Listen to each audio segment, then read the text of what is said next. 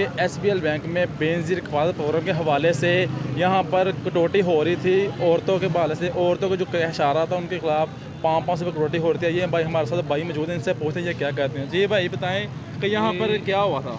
भैया इधर तकरीबन 3 से 4 दिन पहले सुबह 8 बजे का 7:30-8 बजे का टाइम था और इधर एक लड़का खड़ा था। उसने हर फी औरत से जिसके साथ पैसे निकल रहे थे उनसे 100 रुपया डेली रेगुलर ले रहा था। ठीक है, उसके अलावा उन्हें सिक्योरिटी गार्ड ने जब पकड़ के उसे डांट के मार के भगा दिया। उसके बाद वो लड़का नहीं नज़र आया। औरतें पैसे दे रही थी। औरतें पैसे दे रही थी, फिर जिसके निकले थे वो 100 रुपया दे रही थी।